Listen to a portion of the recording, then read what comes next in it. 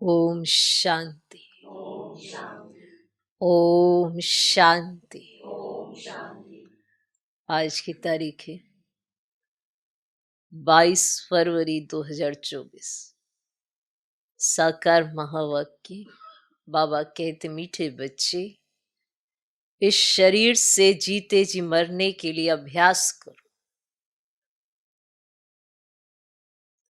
इस शरीर से जीते जी मरने के लिए अभ्यास करो। मैं भी आत्मा, तुम भी आत्मा। मैं भी आत्मा, तुम भी आत्मा। इस अभ्यास से ममत्व निकल जाएगा। इस अभ्यास से ममत्व निकल जाएगा। बाबा कहते, मीठे बच्चे, इस शरीर से जीते जी मरने के लिए अभ्यास करो। मैं भी आत्मा, तुम भी आत्मा। इस अभ्यास से ममत्व निकल जाएगा। मैं भी आत्मा, तुम भी आत्मा। आज का प्रश्न, सबसे ऊंची मंजिल कौन सी है?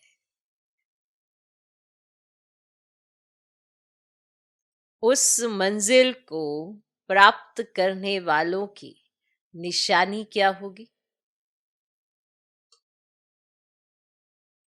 सबसे ऊंची मंजिल कौन सी है?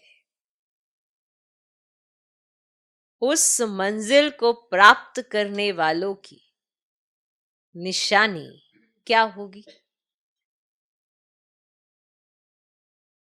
उत्तर, सभी देहधारियों से ममत्व टूट जाए। सभी देहधारियों से ममत्व टूट जाए।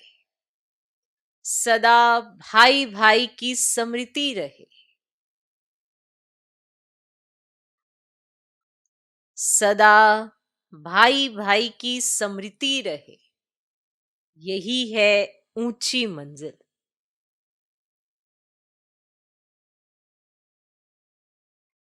इस मंजिल पर वही पहुंच सकते हैं जो निरंतर देही अभिमानी बनने का अभ्यास करते हैं।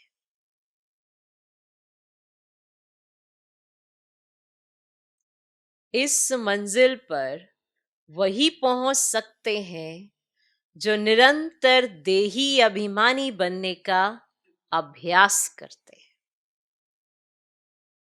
अगर देही अभिमानी नहीं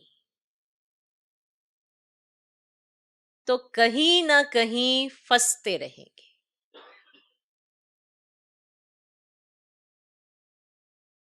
अगर देही अभिमानी नहीं तो कहीं ना कहीं फंसते रहेंगे, या अपने शरीर में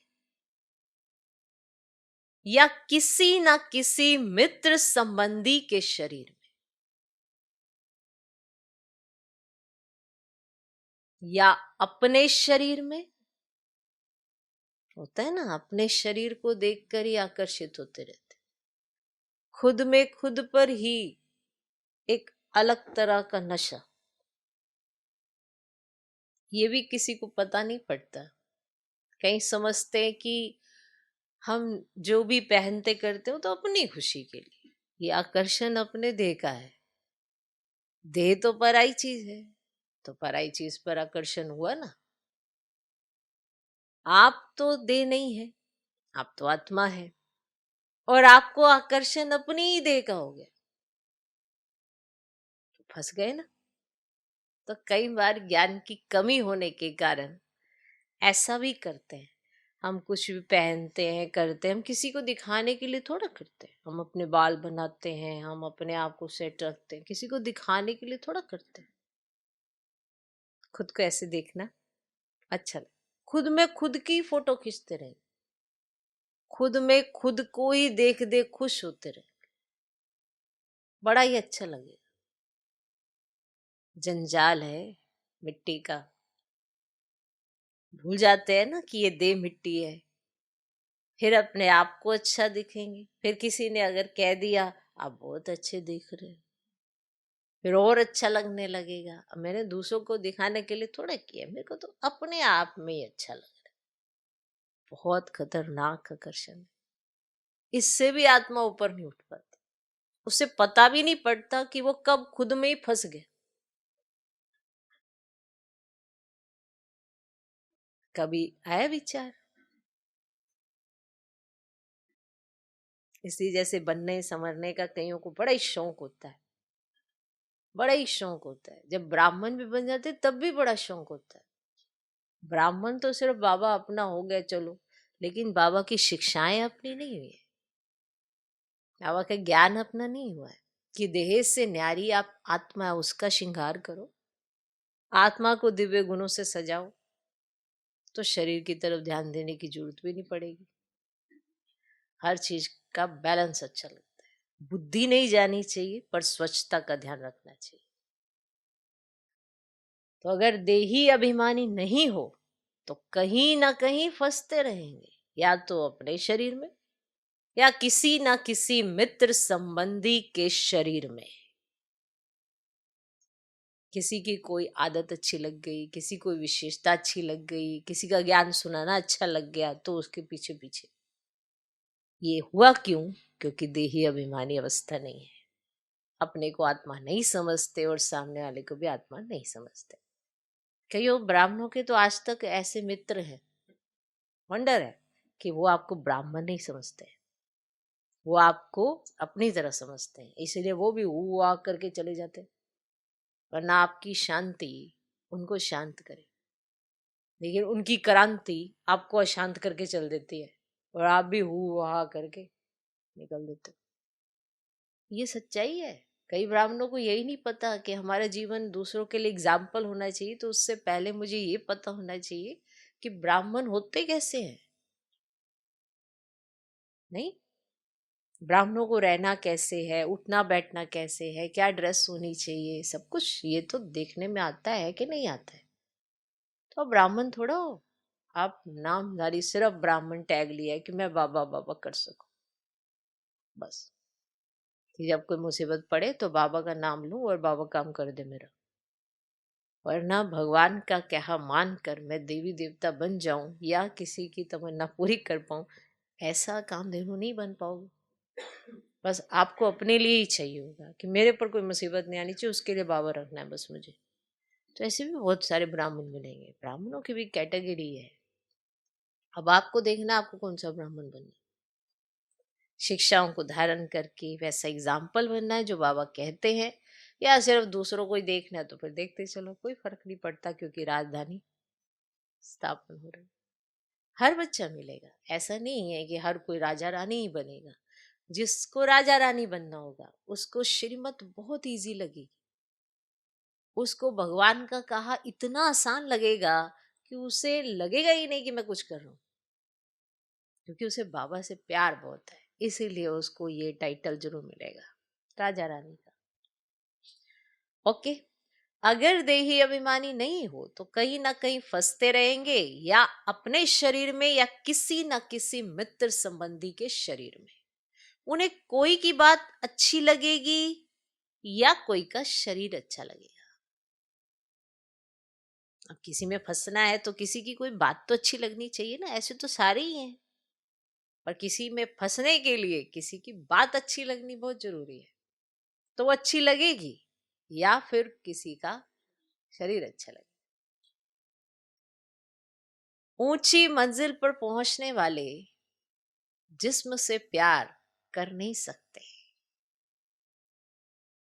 ना अपनी देह से, ना किसी और की देह से, ना अपनी विशेषताओं से, ना किसी और की विशेषताओं से, क्योंकि सब कुछ तो दिया बाबा का है। तो बाबा से प्यार करो ना, जिसने दिया। ऊंची मंजिल पर पहुंचने वाले जिस्म से माना देह से प्यार कर नहीं सकते, उनका शरीर का भान टूटा हुआ होगा,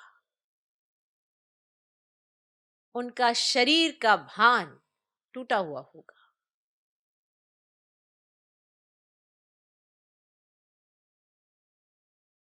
सोचो, विचार करो, बहुत जरूरी है। चेक जरूर करना, ये बहुत सारे पॉइंट्स होते हैं जिससे आपको सही मायने में पता चलेगा कि मेरे देह अभिमान का कारण क्या है, या मैं देही अभिमानी क्यों नहीं हूं, उसका कारण क्या है। और जब तक ये नहीं पता चलेगा तो हम जीतेंगे किसको, क्या जीतेंगे। अब अगर किसी को बहुत नींद आती हो तो वो निंद्रा जीत बनेगा, उसे मालूम है कि मुझे बहुत नींद आती है, मैं अपने तन में फंसा हूं, मुझे नींद ही बहुत आती रहती है, तो उसे नींद। और जिसको नींद ही नहीं आती, नहीं नहीं मुझे निंद्रा जीत बनना है। अब वो क्यों निंद्रा जीत बन रहा है, वो ये टाइटल अपने ऊपर लगा ही नहीं सकता। अब कईयों को भूख नहीं लगती, कईयों की भोजन की तरफ आसक्ति ही नहीं जाती, नहीं नहीं मुझे तो भोजन से वैराग्य करना है। अब तुम्हारा की है ही नहीं आसक्ति, तो फिर वैराग्य काय का करना है। हर चीज में अपनी कैटेगरी ढूंढो, मैं कहाँ फंसी हूँ आत्मा, तभी तो हम उससे निकलेंगे। कईयों का नामान शान की तरफ ध्यान होता है, कईयों का बिल्कुल भी नहीं होता। नहीं नहीं मुझे तो नामान शान छोड़ना है, है ही नहीं तो फिर छोड़ोगे क्या। तो फिर आप अपनी कैटेगरी ढूंढो, सबकी अलग अलग है ना, सबकी बीमारियां अलग अलग हैं, सबकी सोचने विचारने की शक्ति अलग अलग है, तभी तो देह अभिमान भी अलग अलग है। सिर्फ इसी तरह का देह अभिमान तो नहीं है कि मैं शरीर हूं, पर मैं आत्मा नहीं समझ पाती अपने आप को, तो उसका कारण ढूंढो कि उसके पीछे कारण क्या है। इसीलिए बाबा ने कहा अगर देही अभिमानी नहीं हो तो फिर या तो अपने शरीर में फंसोगे, या किसी मित्र संबंधी के शरीर में, या किसी की अच्छाई देखोगे तो उसमें फंस जाओगे, पर फंसोगे जरूर।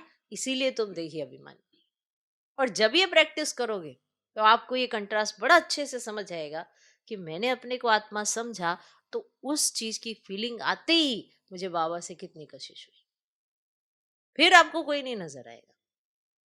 क्योंकि आत्मा को आकर्षण ही परमात्मा का होता है। तो मुरली को ध्यान से सुनना, कंट्रास्ट अच्छे से समझ जाना, और फिर अपनी चेकिंग करना, मैं कहाँ फंसी, मैं आत्मा कहाँ फंसी हुई हूँ। ओम शांति। रूहानी बाप रूहानी बच्चों को कहते हैं, देखो मैं तुम सभी बच्चों को आप समान बनाने आया हूं। अब बाप आप समान बनाने कैसे आएंगे, वह है निराकार। कहते हैं मैं निराकार हूं, तुम बच्चों को आप समान अर्थात निराकारी बनाने, जीते जी मरना सिखलाने आया। बाप अपने को भी आत्मा समझते हैं ना, इस शरीर का भान नहीं है बाबा को, इस शरीर का भान नहीं है। शरीर में रहते हुए भी शरीर का भान नहीं है, ये शरीर उनका तो नहीं है ना, बाबा का तो शरीर नहीं है ना। तुम बच्चे भी इस शरीर का भान निकाल दो, बाबा आते हैं, बाबा को इस शरीर का भान तो नहीं रहता, अपना कार्य करते चले जाते। बाबा को इस शरीर का भान नहीं है, तो तुम बच्चे भी इस शरीर का भान निकाल दो। तुम आत्माओं को ही मेरे साथ चलना है। ये शरीर जैसे मैंने लोन लिया है वैसे आत्माएं भी लोन लेती है पार्ट बजाने के लिए। तुम जन्म जन्मांतर शरीर लेते आए हो। अब जैसे मैं जीते जी इस शरीर में हूं, परंतु हूं तो मैं न्यारा अर्थात मरा हुआ। मरना शरीर छोड़ने को कहा जाता है। तुमको भी जीते जी इस शरीर से मरना है। मैं भी आत्मा हूं, तुम भी आत्मा। तुमको भी मेरे साथ चलना है या यहां ही बैठ जाना है, साथ चलना है या यहां ही बैठना है। तुम्हारा इस शरीर में जन्म जन्मांतर का मोह है। जैसे मैं अशरीरी हूं, तुम भी जीते जी अपने को अशरीरी समझो। हमको अब बाबा के साथ जाना है। जैसे बाबा का ये पुराना शरीर है, तुम आत्माओं का भी ये पुराना शरीर, पुरानी जुत्ती को छोड़ना है। जैसे मेरा इसमें ममत्व नहीं है, तुम भी इस पुरानी जुत्ती से ममत्व निकालो। तुमको ममत्व रखने की आदत पड़ी हुई है, हमको आदत नहीं है। किसने कहा? किसने कहा? ये शिव बाबा ने। हमको आदत नहीं है। मैं जीते जी मरा हुआ हूं, तुमको भी जीते जी मरना है, मेरे साथ चलना है, तो अब यह प्रैक्टिस करो। शरीर का कितना भान रहता है, बात मत पूछो। शरीर रोगी हो जाता है तो भी आत्मा उसको छोड़ती नहीं है। इससे ममत्व निकालना पड़े। हमको तो बाबा के साथ जाना जरूर है, अपने को शरीर से न्यारा समझना है। इसको ही जीते जी मरना कहा जाता है। अपना घर ही याद रहता है। तुम जन्म जन्मांतर से इस शरीर में रहते आए हो, इसीलिए तुमको मेहनत करनी पड़ती है, जीते जी मरना पड़ता है। मैं तो इसमें आता ही टेम्परेरी हूं, तो मरकर चलने से अर्थात अपने को आत्मा समझकर चलने से कोई भी देधारी में ममत्व नहीं रहेगा। ये बहुत विशेष पॉइंट है। मरकर चलने से अर्थात अपने को आत्मा समझकर चलने से कोई भी देधारी में ममत्व नहीं रहेगा। अक्सर करके किसी ना किसी का किसी में मोह हो जाता है, बस उनको देखने बिगर रह ही नहीं सकते। ये देहधारी की याद एकदम उड़ा देनी चाहिए, क्योंकि बहुत बड़ी मंजिल है। खाते पीते जैसे कि शरीर में हूं ही नहीं, ये अवस्था पक्की करनी है, तब 8 रत्नों की माला में आ सकते हैं।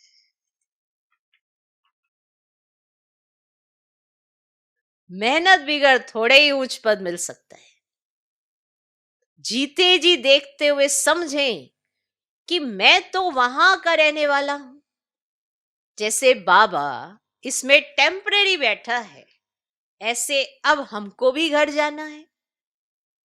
जैसे बाबा का ममत्व नहीं है, वैसे हमको भी इसमें ममत्व नहीं रखना है।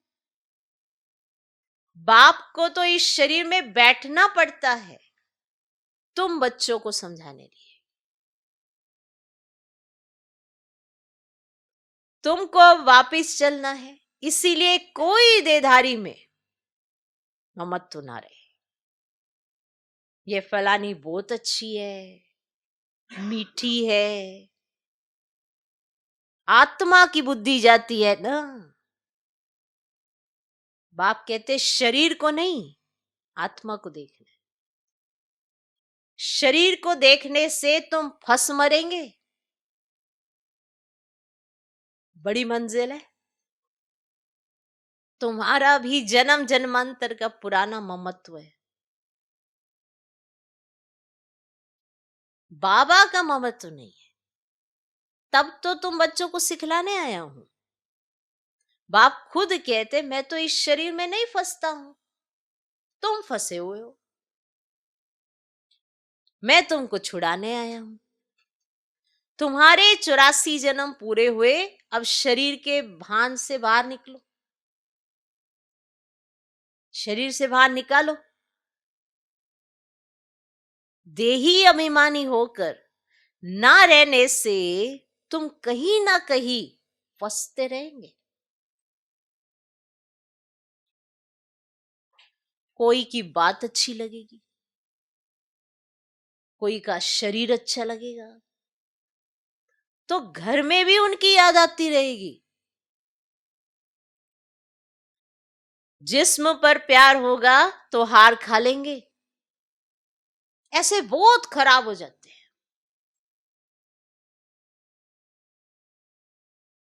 ऐसे बहुत खराब हो जाते हैं।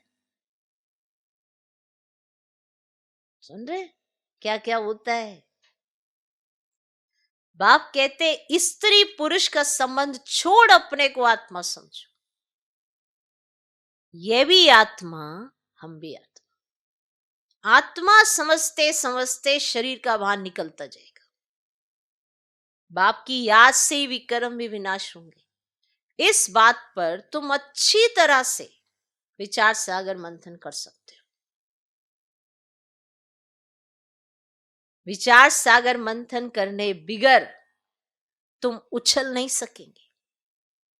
है ना, आपको विचार रुककर जरूर करने चाहिए। होता क्या है कि जीवन ऐसे ही चलता जाता है, चलता जाता है, हम रुकते ही नहीं और आदतें पक्की होती जाती है। थोड़ा रुको, हमारा योग क्यों नहीं लग रहा? थोड़ा सा और रुको कि हमारे विचार आजकल कैसे चल रहे हैं। थोड़ा सा और रुको और देखो इन सब बातों पर कि हुआ क्या है। कई बार कई दूसरों से पूछते हैं, मेरा आजकल योग नहीं लग रहा। अपने आप से पूछो, दूसरों को थोड़ा पता आपके मन में क्या चल रहा है। आपको तो पता है ना आपके मन में क्या चल रहा है।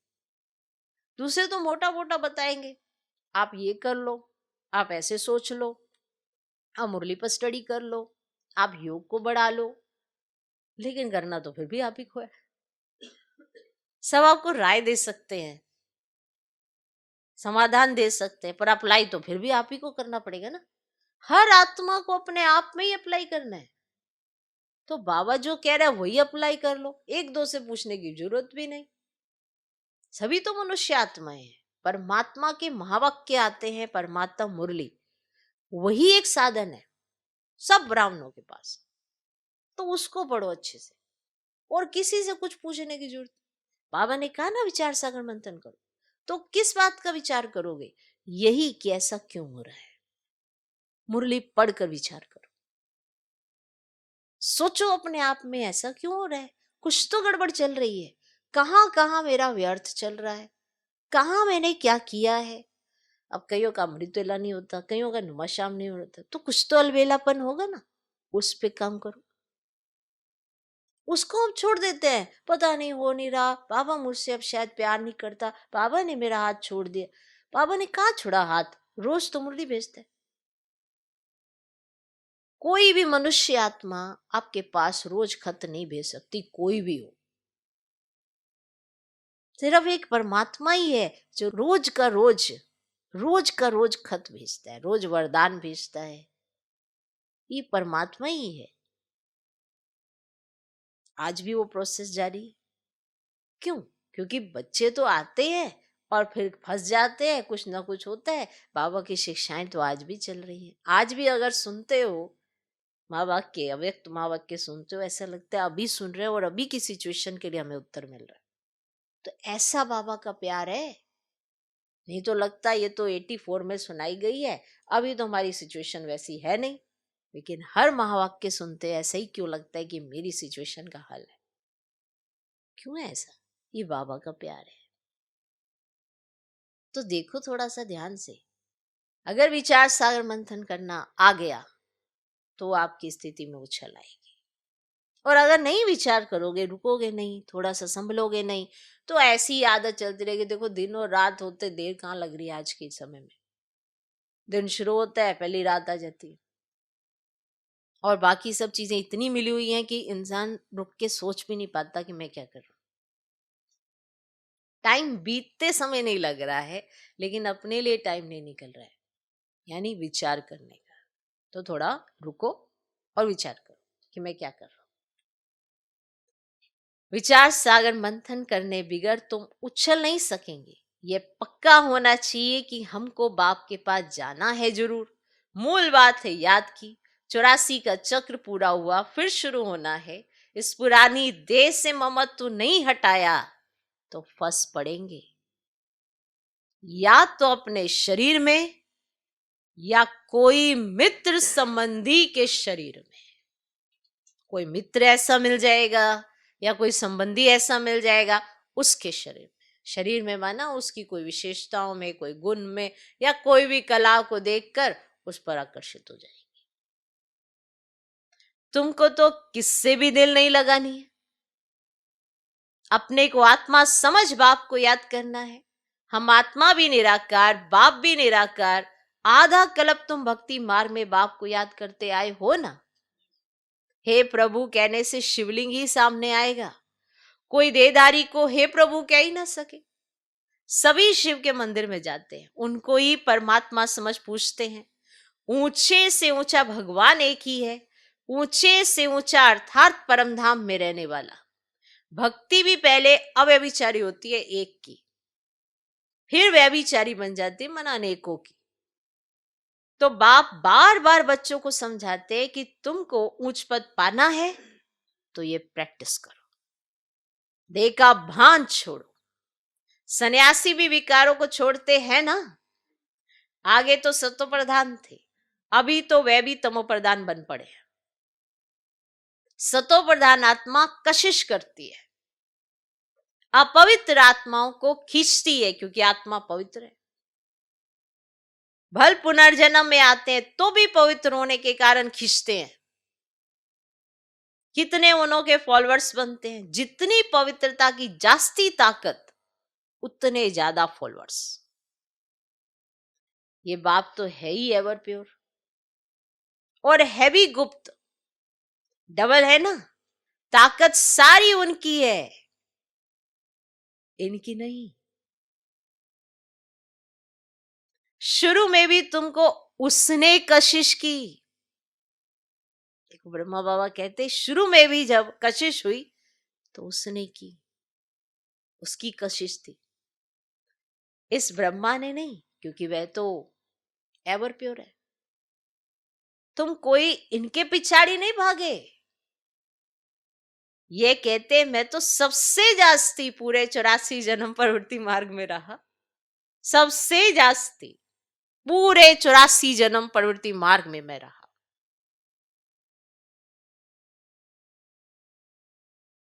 ये तो तुमको खींच ना सकी।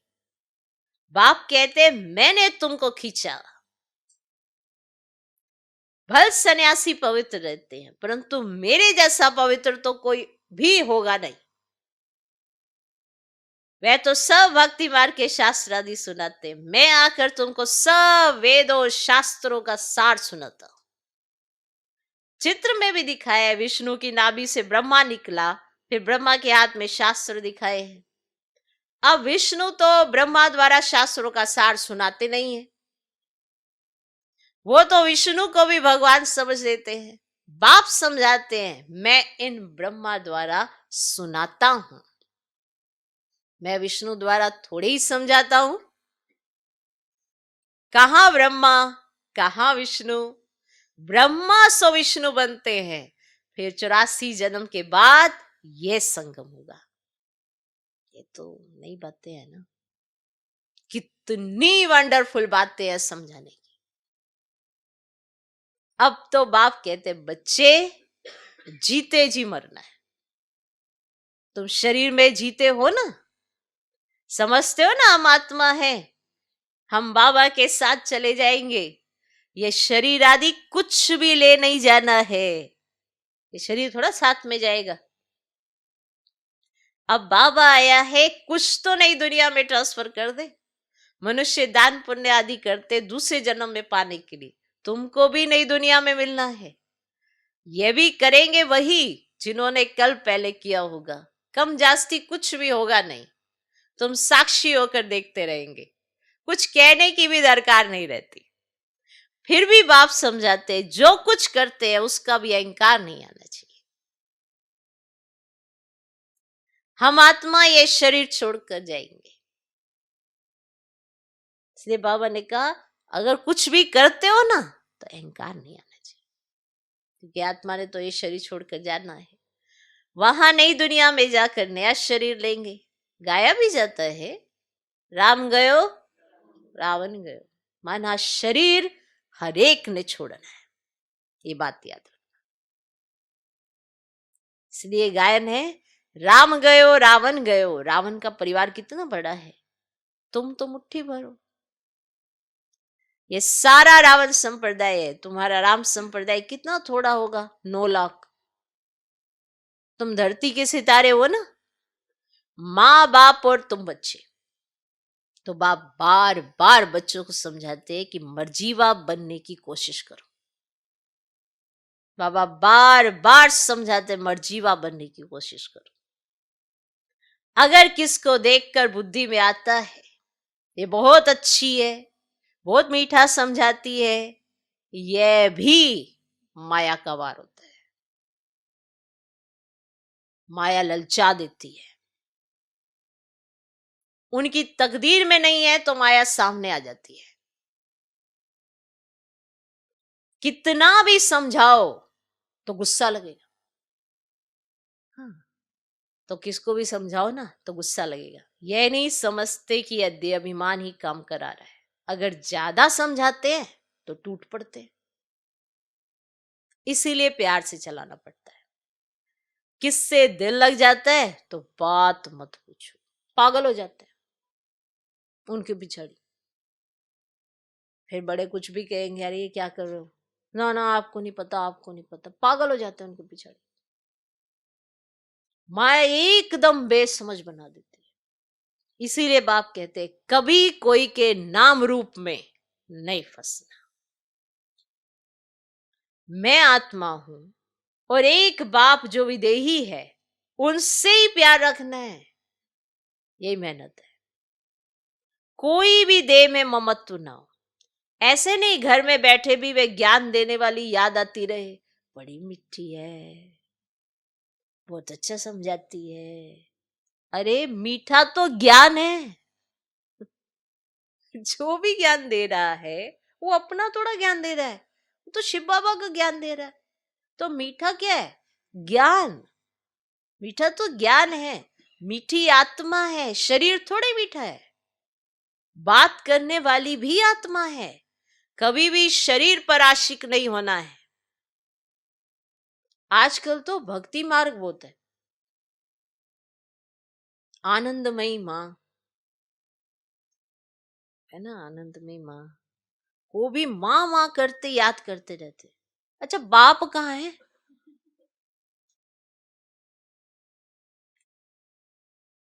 वर्षा बाप से मिलना या माँ से? भक्ति मार्ग में एक आनंदमयी माँ है, उनको माँ माँ कह के याद करते रहते। तो बाबा कहते जो बाप कहाँ है? अब वर्षा तुम्हें बाप से मिलना है या माँ से? माँ को भी पैसा कहाँ से मिलेगा? सिर्फ माँ माँ कहने से जरा भी पाप नहीं कटेंगे। बाप कहते हैं मामेकम याद करो, नाम रूप में नहीं फंसना है, और ही पाप हो जाएगा। क्योंकि बाप का ना फरमान बरदार बनते हो। बहुत बच्चे भूले हुए हैं। बाप समझाते हैं मैं तुम बच्चों को लेने आया हूं, सो जरूर ले जाऊंगा, इसीलिए मेरे को याद करो। एक मुझे याद करने से ही तुम्हारे पाप कटेंगे। भक्ति मार्ग में बहुतों को याद करते आए हो, परंतु बाप बिगड़ कोई काम कैसे होगा? बाप थोड़ी कहते माँ को याद करो। बाप तो कहते हैं मुझे याद करो। पतित पावन मैं हूं। बाप के डायरेक्शन पर चलो। तुम भी बाप के डायरेक्शन पर औरों को समझाते रहो। तुम थोड़े ही पतित पावन ठहरे। याद एक को ही करना है। हमारा तो एक बाप, दूसरा ना कोई। बाबा हम आप पर ही वारी जाएंगे। वारी जाना तो शिव बाबा पर ही है, और सबकी याद छूट जानी चाहिए। भक्ति मार्ग में तो बहुतों को याद करते रहते हैं। यहां तो एक शिव बाबा, दूसरा न कोई।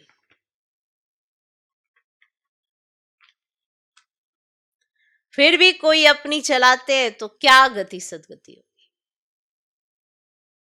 मूंझ पड़ते हैं बिंदी को कैसे याद करें।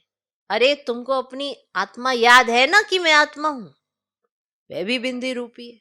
तो तुम्हारा बाप भी बिंदी है। बाप से वर्षा मिलता है, माँ तो फिर भी देधारी हो जाती है। तुमको विदेही से ही वर्षा मिलना है। इसीलिए और सब बातें छोड़ एक से बुद्धि योग लगाना है।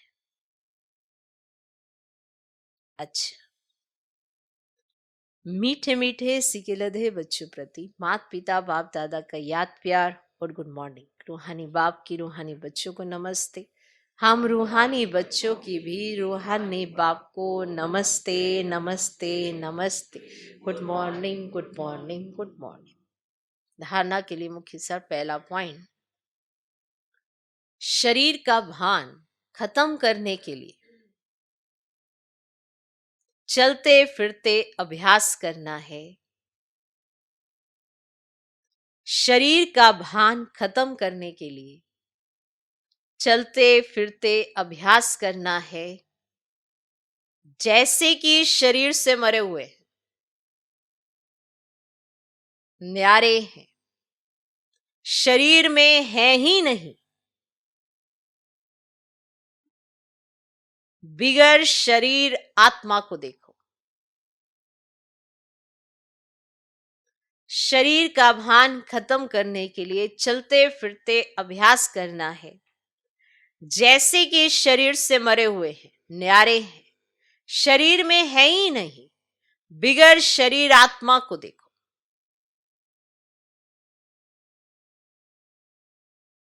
दूसरा पॉइंट, कभी भी किसी के शरीर पर तुम्हें आशिक नहीं होना है।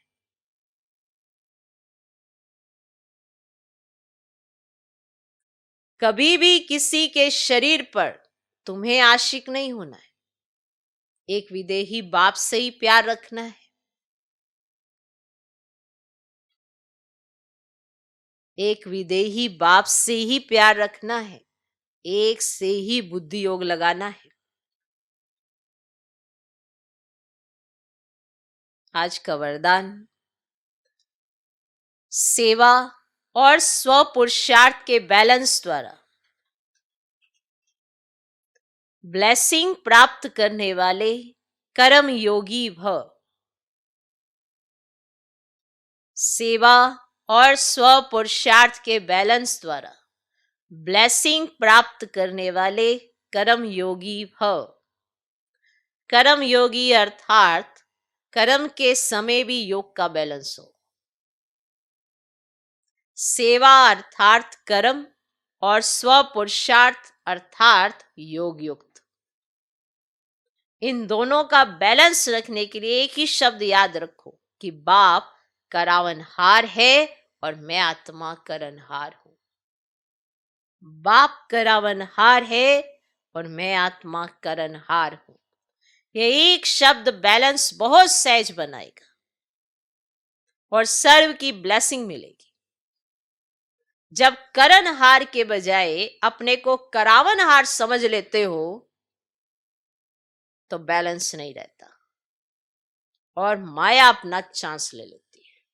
समझते हैं ना कि सब कुछ तो मुझे ही करना है, सब कुछ तो मुझे ही करना है, मुझे ही सारा कुछ देखना है, मुझे ही सारा कुछ देखना है। तो जहां जहां मैं आ जाती है तो माया आकर अपना चांस ले लेती है। बाबा करा रहे तो मैं कर पा रही, ये खो जाता है। मैं ही करूं, मैं ही देखूं, बस माया आ गई। सोचो कितनी सहजता से हम एक दो को बोल भी देते हैं, सब कुछ मुझे ही तो देखना है, सब कुछ मुझे ही तो करना है। माना ज्ञान मुरली और प्रैक्टिकल जीवन की लाइफ को इतना डिफरेंट कर दिया है, वंडर है भाई। माना ज्ञान मुरली से तो आपने जीवन जीना है, पर क्या होता है, तो जब आप ये भूल जाते हो तभी माया के चांस ले लेती है कि करण करावन हार कौन है, करण हार कौन है, करावन हार कौन है। ओके, समझे? इसलिए माया चांस ले लेती है। आज का स्लोगन, नजर से निहाल करने की सेवा करनी है। करनी है, किस किस को करनी है? सारों को करनी है कि आपकी नजर जिस पे पड़े वो निहाल हो जाए। पर भूलो मत, जिसकी नजरों में बाप दादा होगा वही नजर से निहाल कर सकेगा। तो ये काम करो कि बाप दादा को अपनी नजरों में संभालो। तो मेरी आंख बंद हो ना जब वैसे, तो मुझे बाप दादा की छवि नजर आनी चाहिए। आंख खुले तो बाप दादा दिखाई देना चाहिए, आंख बंद हो तो बाप दादा की छवि नजर आनी चाहिए। ऐसी प्रैक्टिस करके देखना, बड़ा मजा आता है। नजर से निहाल करने की सेवा करनी है तो बाप दादा को अपनी नजरों में संभालो। नजर से निहाल करने की सेवा करनी है तो बाप दादा को अपनी नजरों में संभालो। तो ये तभी होता है जब हर घड़ी, हर सेकंड, हर संकल्प में, हर श्वास में बाप दादा का कहा याद रखते हैं। तो जो याद रहेगा वही नजरों में रहेगा, हर घड़ी रहेगा। इसके लिए ये जरूरी नहीं कि आप चित्र के सामने ही बैठे रहे तो आपकी नजरों में बाप दादा है। माना चित्र और चरित्र उस विचित्र का सदा आपकी नजरों में रहे, तो ही आप अपनी नजरों से बाप दादा का शो करके दिखाएंगे और नजर से निहाल कर पाएंगे। ओम शांति।